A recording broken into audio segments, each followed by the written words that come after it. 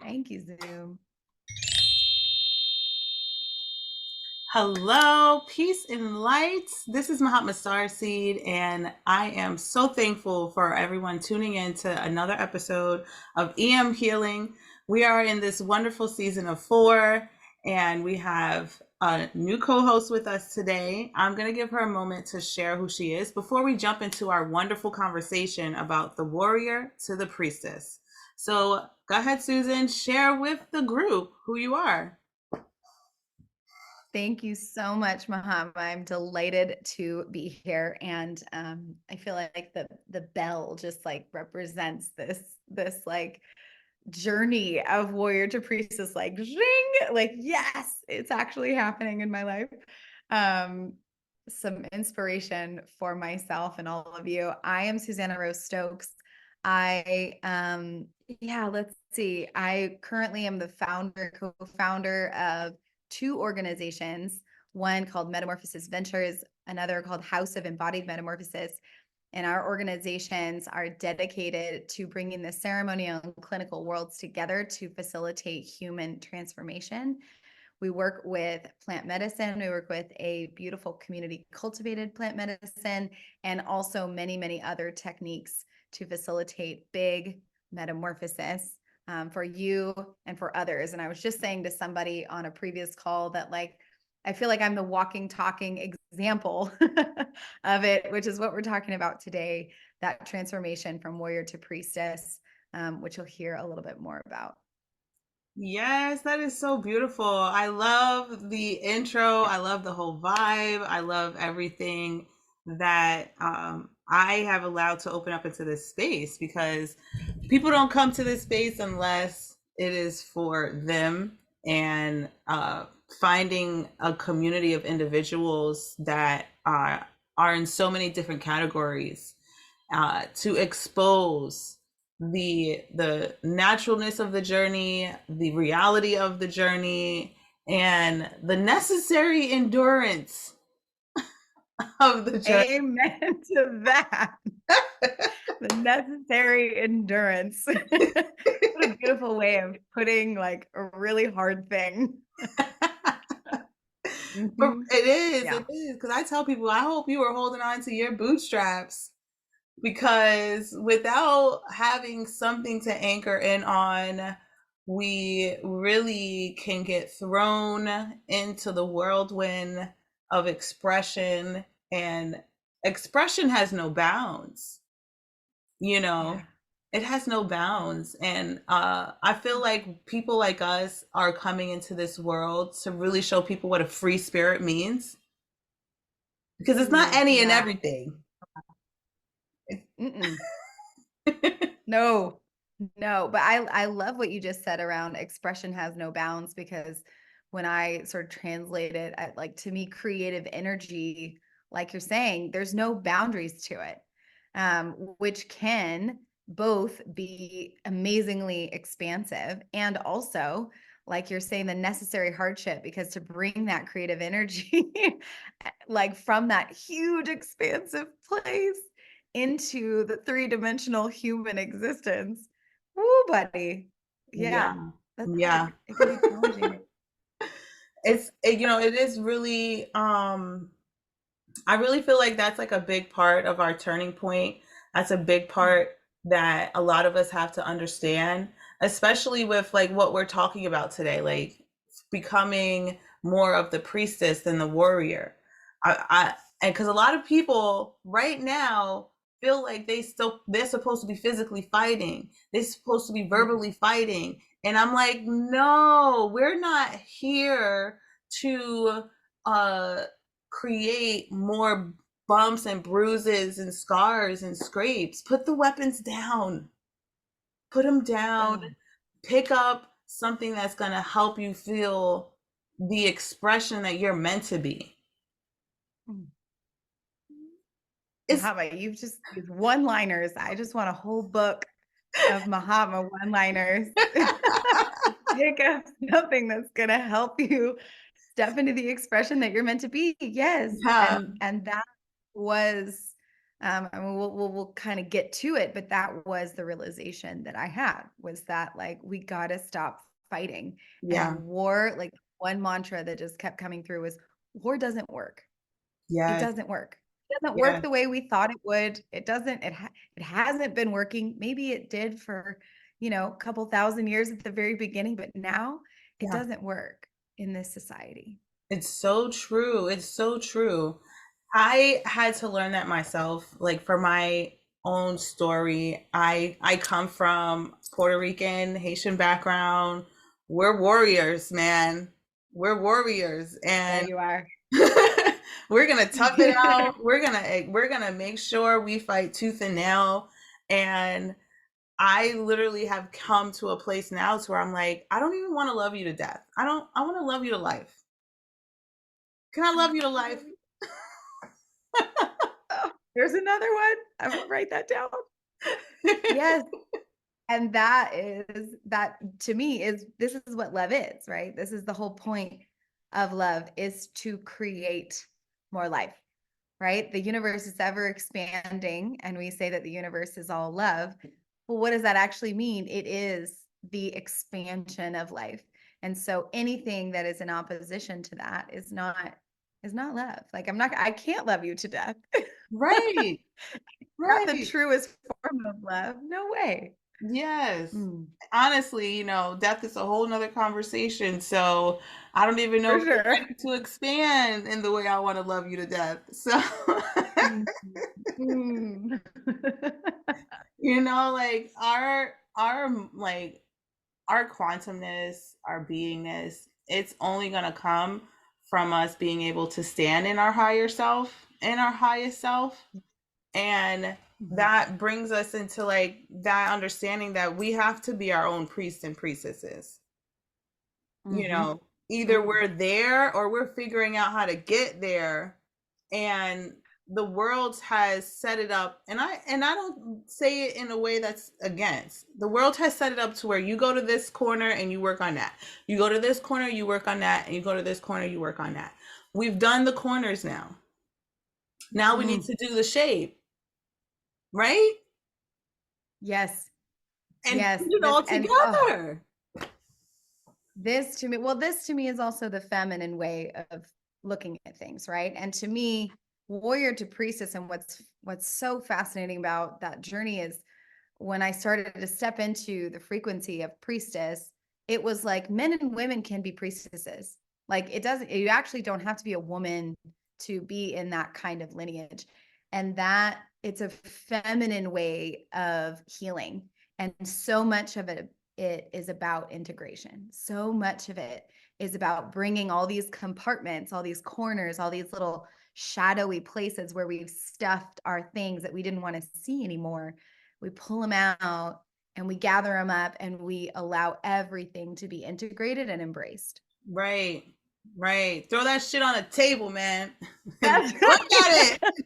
it. Let's all look at it together in community, and like you said, love it to life, right? Yeah. Love it to life. Yeah. The warrior wants, inherently, by nature of what the warrior does, creates division, creates compartmentalization. Not to say that the spirit of the warrior isn't a really beautiful, powerful thing, right? Like Hmm.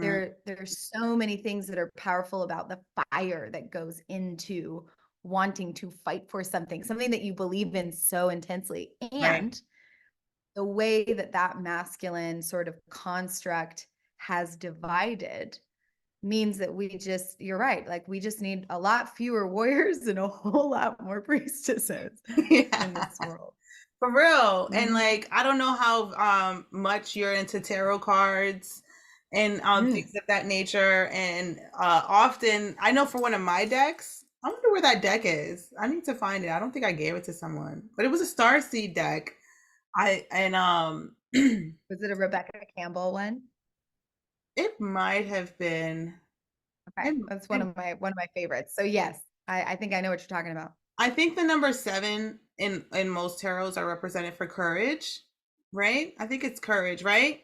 And so that is the one that's like poking out for me. And in that Mm. deck, you see a tiger, and the feminine woman Ooh. together. Yeah. You know, Yeah. they're not separate. She's right next to him. You know, we're not Mm-hmm. telling people to go so far from your warrior spirit that you can't see it. Mm. Mm. We just Amen to want you to that. know, like, where it's meant to be. It's meant to protect the feminine energy. Yeah. Yeah. It's meant to be this fierceness, right? That allows for, I love that. It's meant to protect the feminine energy, right? Like there is a fierceness that we get to be because the feminine also is about creation and destruction. And to me, that's some of that tiger energy. Yes. Oh my goodness. Oh my goodness. Yeah, One, yeah, for give me one sure. second. I really bring forward in my life the most optimal ways to engage with my feminine, my warrior, without us being able to like mold these things together through conversation. The realness of how we're being feminine with ourselves, the realness of how we're encouraging ourselves to be strong can't fully be shown without acts of display. And so we sit here in the display of acceptance, gratitude, reliance, and most of all, like a rainbow, patience. Because that's how patience needs to be. I love this. And thank you for that moment. I had some people arriving at my house and my puppy dog got excited. Oh, Just this yeah. that fierceness, that warrior energy. My dog is named King Leonidas Nice. after the great Spartan warrior. So what we were talking about was it's resonant, right? Yeah. Around that power and what you were just saying about patience. I'd love to go a little more into that because you at the beginning talked about necessary endurance. Yes. Yes. Love Like to know. Yeah. I had to write about that stuff, man. I had to like those were one of the first journal channel writing entries to myself because I was like, if no one's gonna tell me what it is, it gotta be me. It gotta come from Mm. me.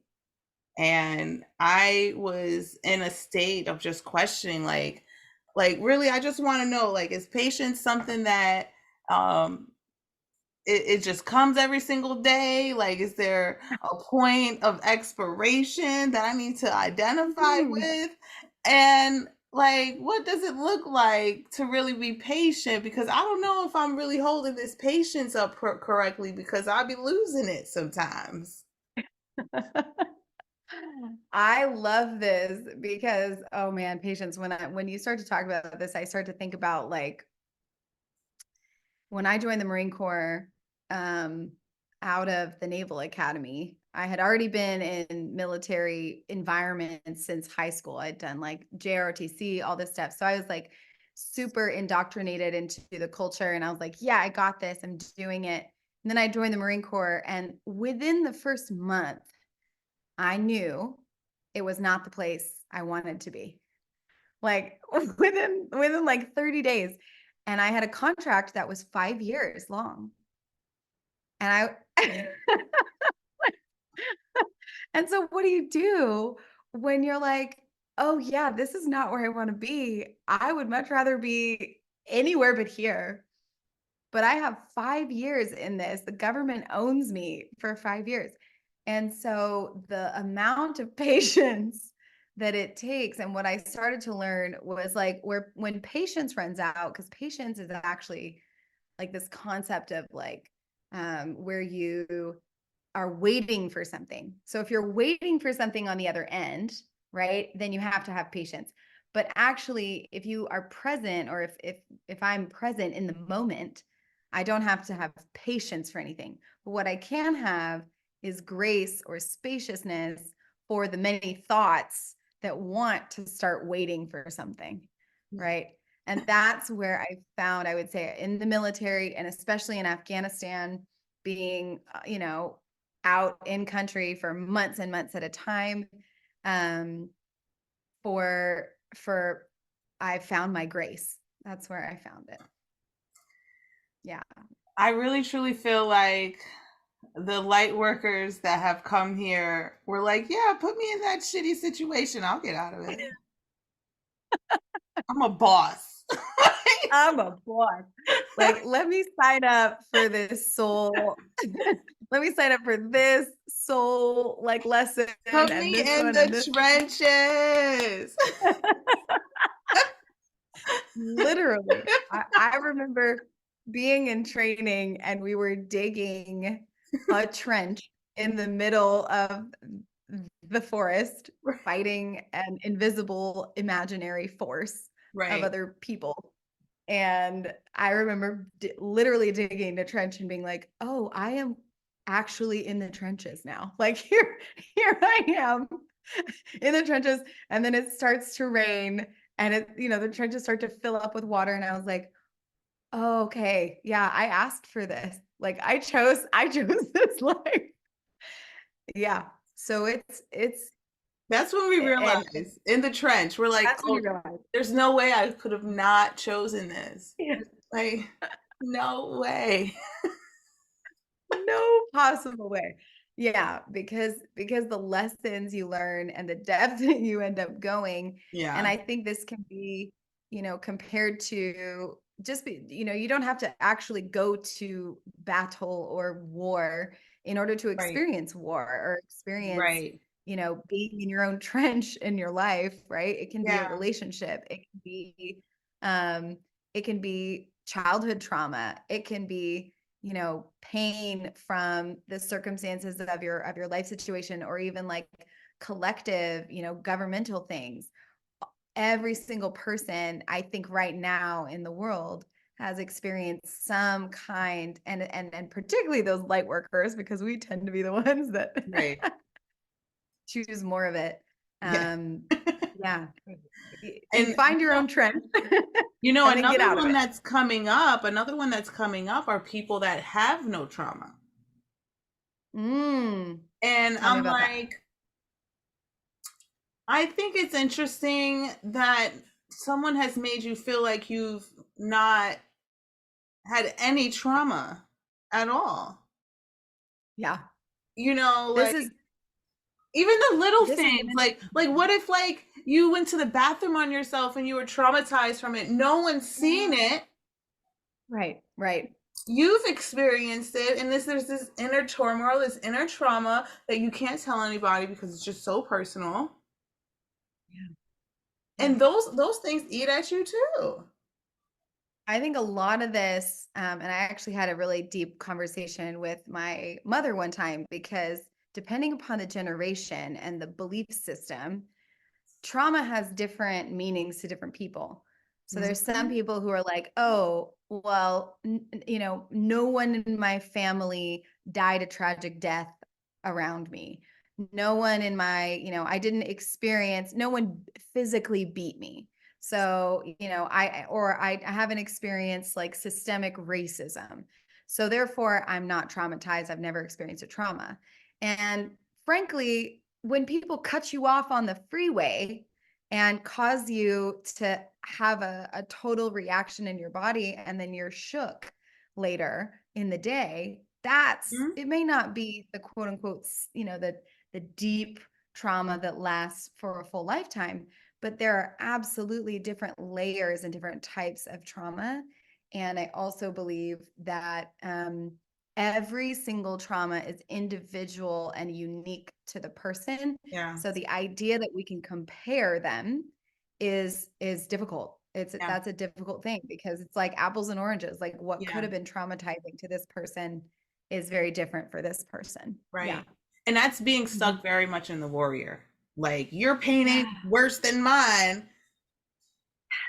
My pain Yes. is worse. Do you know what I have to deal with? And I'm sitting like, are we really trading traumas? I I am not trying to put a $50 bill on my trauma, okay? That's so good. That's so good.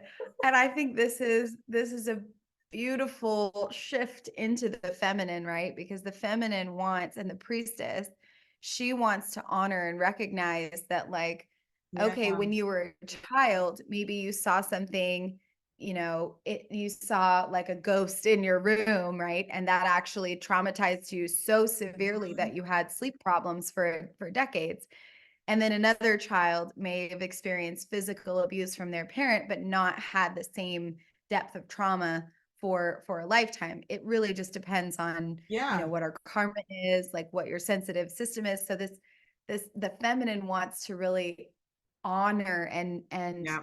hold everyone's trauma individually and look at them and go, yeah, there's no need to one up or compare, which is You, powerful. you know what I like to tell people? Paper cuts hurt too. Woo! Okay? Right? Right? They sure do. They Like the hurt tiniest little things, and you feel them for days. for days. And you Mhm. can't put much on it, but some ointment Yep. and Yep. have to keep doing it. You got to put some gloves on if you have to deal with water. You know, God forbid you're a nail nutrition, you got to take people's nail polish off all the time. Oof. Oof. You know, Oof. like Yeah. that's constant badgering. And Mhm. this is all of the things that, you know, require us to have more honor for ourselves, you know, to be able Mhm. to stand in that grace. What are we rushing through? Are we running Mhm. from something? Mhm. Mhm. Because all we had, like, and it's so simple but yet so difficult, because the warrior is, you know, they're full of pride, and it's full of like their ego, and the accolades are good, you know, people are so happy when you lifted that 20-pound crate, but they say nothing when you go and get your toes done. And it's like, Mhm. you know, I spend a lot of time helping people lean into their feminine energy, to lean into the acceptance of, like, why do you feel like you don't deserve that?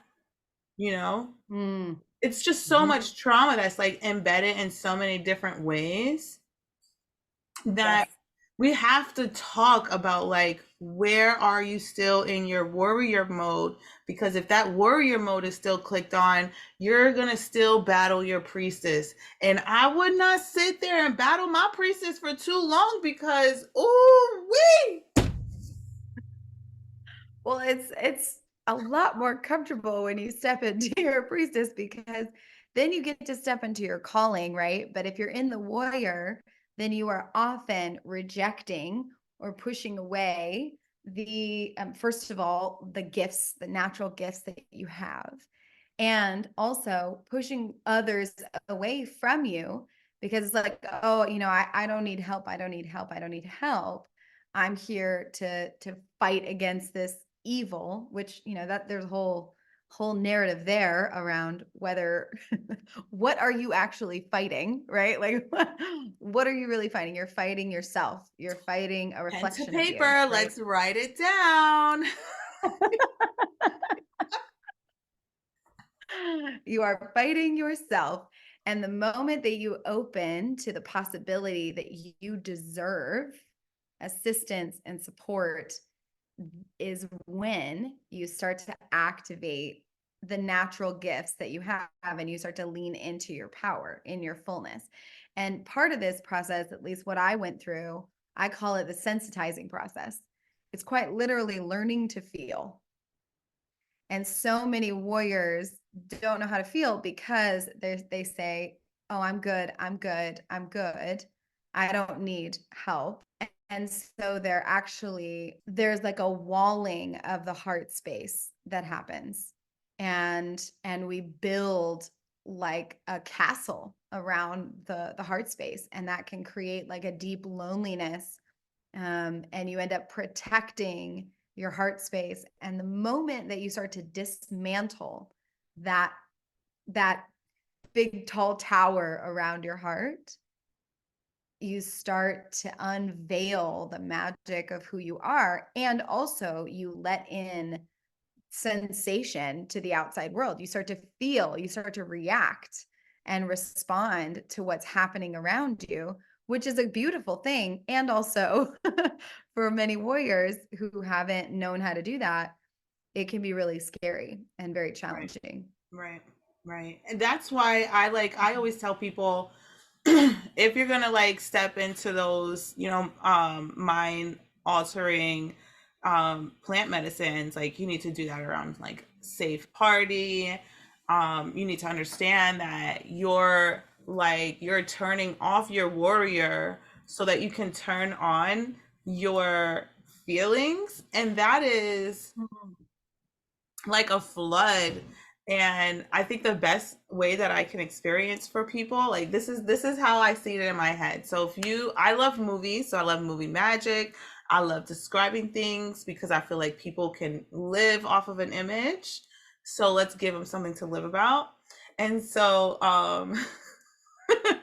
so like, okay, so like vampires, they have this thing about turning off their humanity. I don't know if you've ever heard that. Like, if their humanity is on, they're a little bit more No, conscious, but sounds right. right? So, like, vampires can turn the switch off. That's what they say, that vampires have the ability to turn off their humanity. But the kicker is that whatever crap they do when their humanity is switched off, when and if they ever decide to switch it back on, every single thing and choice that they've chose with the humanity off comes flooding back in, and they spend the next week or whatever, how long it takes for them to digest who they were in those moments of having their humans switched off.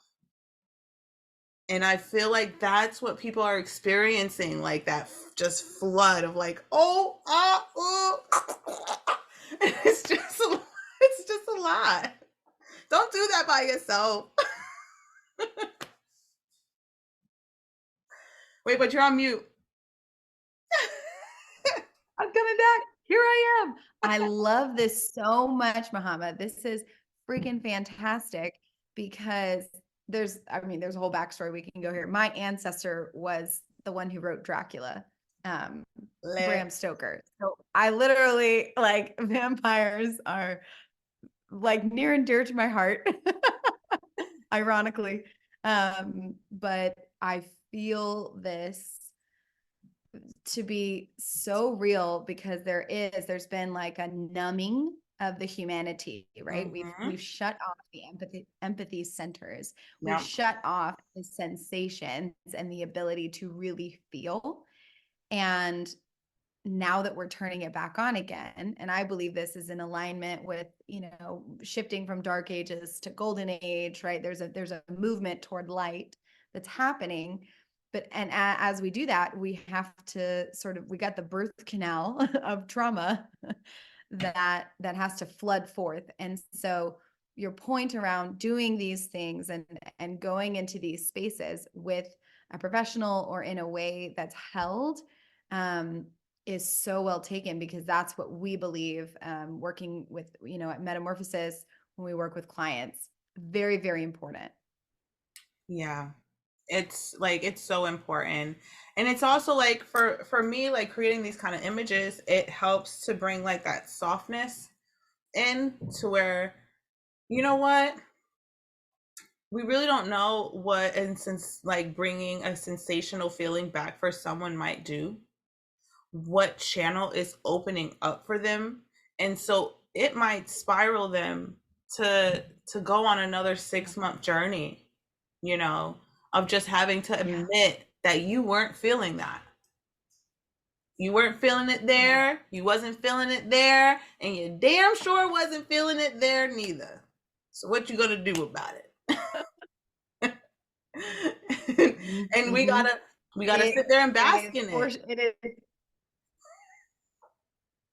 is, I mean, these things, we they come in layers, right? It's like an onion. So as I was starting my journey of going from the military, I went into tech, and then I found psychedelics, and I started to work with plant medicine more recreationally, and then slowly but surely I went deeper and deeper and deeper, and I worked with different plant medicines, and I sat in ceremonies, and I sat in one-on-one containers with practitioners and facilitators.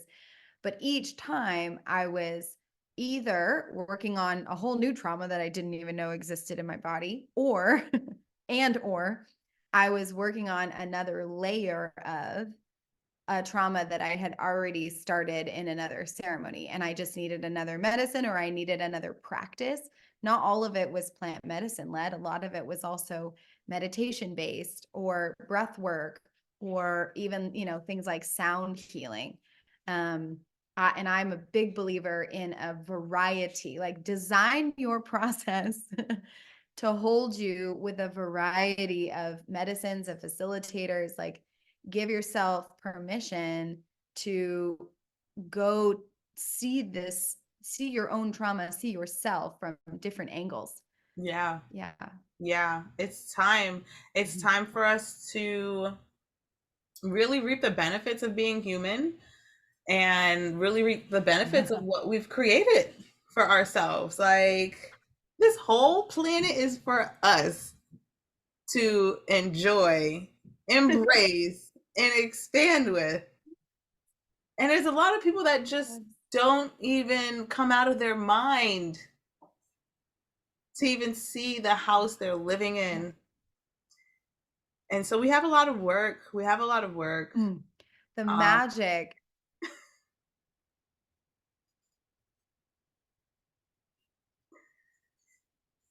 I think it's you're what you said about the mind, right? So much of our culture focuses on this muscle. We train people. You go to school and you train your intellect. And I sometimes say to clients, it's like if I went to a personal trainer and they were like, "Oh, I got this great program for you. We're going to work on your right bicep for the next year." And you're like, "What? Like, why would I do that?"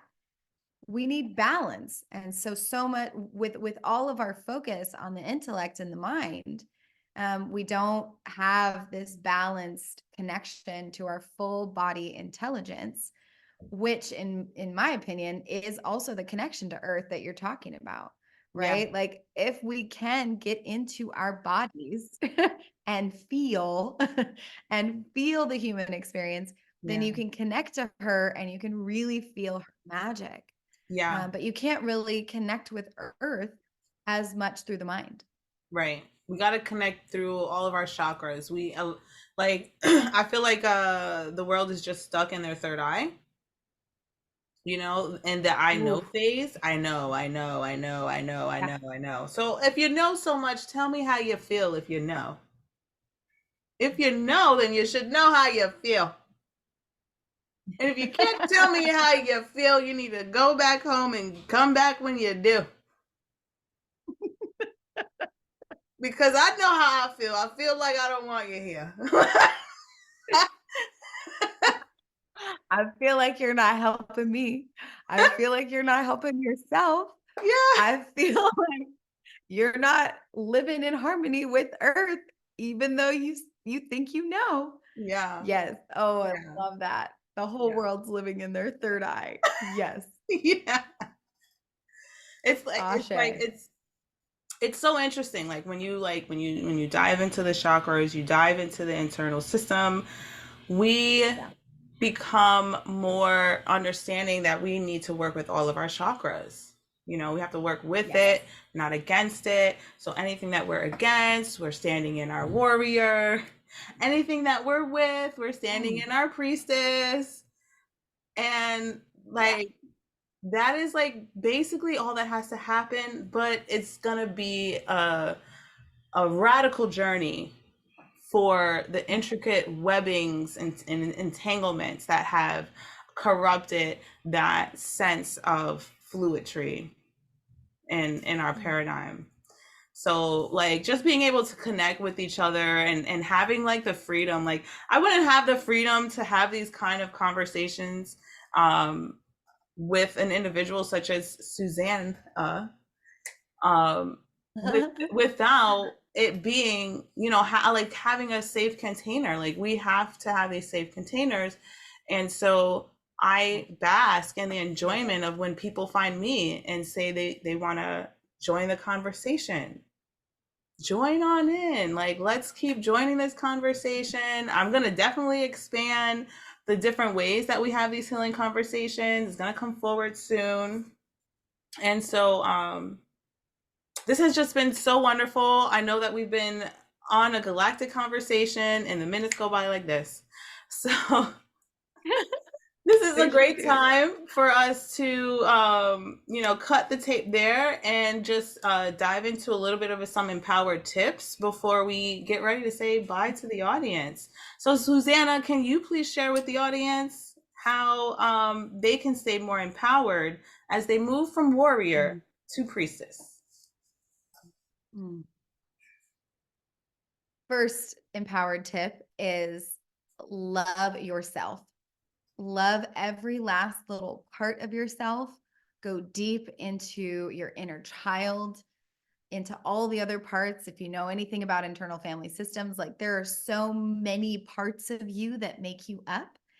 And the more that you can bring them all from the corners, like we were talking about, into and around the table to be your trusted counsel.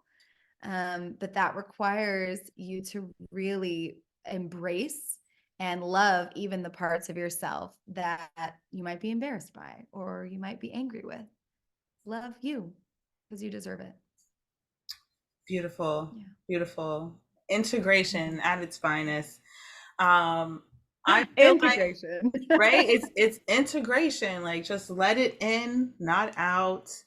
And I feel like the best thing that I can like just add to that is I always like to play. So I always tell people, why don't you play with your warrior for a little bit and see like how in control you are with your warrior, or is your warrior controlling you? Ooh, you could like do some sparring with your warrior, right? Yeah. It's one of the things that I talk whenever I work with veterans. I'm like, hey, do you have a practice of like taking, like you said, like taking your warrior out to play? Like, are you doing jujitsu or judo, or are you hiking a mountain? Like, are you doing something that feels effortful and like you get to fight against something and play around? And I love this added layer of like, when you do that, is it do you feel like you have agency, or is it all the warrior just taking you over? Right. I Right. Because love I that. tell That's people all the time, you know, if you want to be a royal a-hole, you go be your best royal a-hole. Okay. I don't want to see you falling off and not being the best a-hole that you could be in your life. This is we don't recommend half of anything. Okay. If you want to be angry, I better see you be the best angry person ever. Cause I will give you some shit. You Go sound too full happy. in. Like if you're gonna do it, go hard and really admit it and be that. Be Right. that.